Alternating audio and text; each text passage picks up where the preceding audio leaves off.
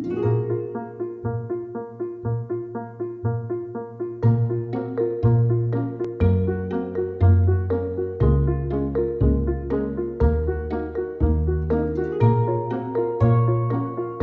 la paix des méninges avant celle des ménages, c'est grâce à Sylvie Dumont-Jossé et son Bizen.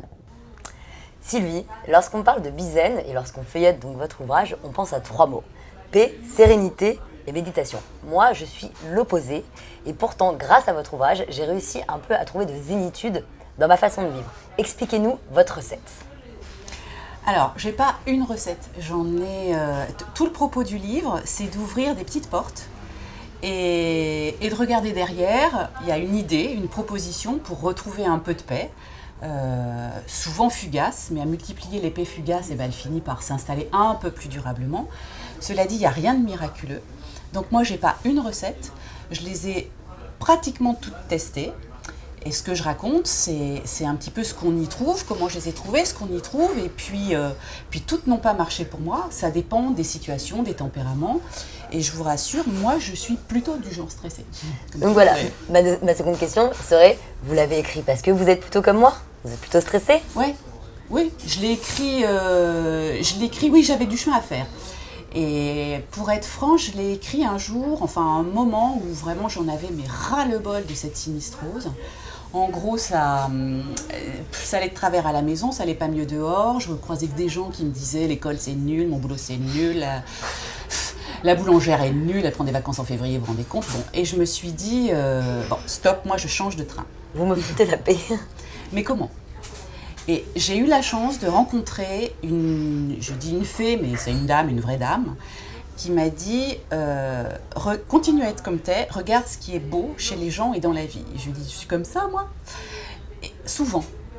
Et effectivement, en fait, elle m'a mis sur le nez des lunettes, peut-être déformantes, mais des lunettes bien pratiques, qui m'ont permis d'aborder des instants de vie extrêmement riches et différents, mais avec un autre regard et l'envie d'être un peu plus en paix. Et à partir de là, je me suis dirigée. Et le propos de ce livre, c'est ça. C'est d'ouvrir des pistes pour des gens qui peuvent être aussi bien hyperactifs que contemplatifs, hyper speed, très sportifs ou plutôt hédonistes. Enfin, voilà. C'est pour tout le monde. J'espère en tout cas que chacun y trouvera des bouts de solution. Mais ce qui est amusant, justement, c'est que d'habitude, donc, les livres qui amènent à la zénitude, en tout cas qui essayent de calmer les gens, entre guillemets, sont plutôt soporifiques, un peu lents, c'est des guides spirituels. Et là, c'est l'inverse. Bizen, c'est des jeux, des recettes, des coloriages. Et oui, moi, je me suis quand même trouvée à faire des coloriages grâce à votre ouvrage, dans le métro. Donc voilà, pourquoi avoir pris ce biais-là de l'amusement pour être zen ? Parce que ça fait du bien et être zen, alors moi l'idée du zen que j'ai, c'est pas comme ça, on est mou, façon ectoplasme, où on est, parce que quand on dit zen, on pense parfois à ça, où on pense à quelqu'un de très distancié, voire indifférent. Alors moi, je sais pas, moi j'ai pas de vérité, mais le zen dont j'avais envie moi, c'était quelque chose de bien vivant, qui est plus proche de la joie, du bien-être, pas complètement déconnecté du mysticisme, sans jugement aucun, mais quelque chose de très pratique, joyeux, tonique, parce que ça me correspond et parce que quand je regarde autour de moi, je vois plutôt des gens qui m'agacent en me disant zen c'est mou. Non, zen c'est pas nécessairement mou. Zen ça peut être calme, attentif, vivant, réceptif. Donc, c'est pour ça qu'il y a des activités. Alors, le coloriage, ça marche chez certains, pas chez d'autres, mais les activités manuelles, ça consiste finalement à se concentrer sur quelque chose qui va prendre forme, qui marque une rupture dans le rythme hyper rapide du temps et qui finalement est gratifiant. Et on ressort de là tout petit peu plus content qu'avant. Il y a des recettes, des recettes culinaires, mais il y a des tests pour choisir le sport qu'on a à faire. Vous dites à quelqu'un de faire du yoga, ça y est, il déprime, certains. C'est bête, mais disons que ça ne leur convient pas. Donc le sport, ça permet aussi de retrouver une énergie plus... C'est un exutoire.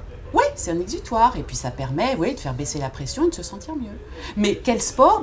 Donc moi je me suis amusée à faire des tests et je l'ai fait en m'amusant, donc j'espère que les autres s'amuseront aussi. Moi, je me suis beaucoup amusée et surtout, comme vous l'avez dit, Bizen, pour moi, c'est bitonique, grâce à vous. Et une dernière question, Sylvie, pourquoi l'expliquer à travers l'écriture ? Pourquoi l'écriture ? Parce que c'est ce que je fais de moins mal et parce que c'est mon métier et c'est le métier que j'ai trouvé qui est le plus amusant. C'est la manière de gagner sa vie la plus amusante que j'ai trouvée jusque-là. Voilà. Et ça rend bizaine? Ça dépend des fois. Franchement, oui, non, pas toujours, mais c'est toujours satisfaisant à l'arrivée. Merci beaucoup, Sylvie. De rien.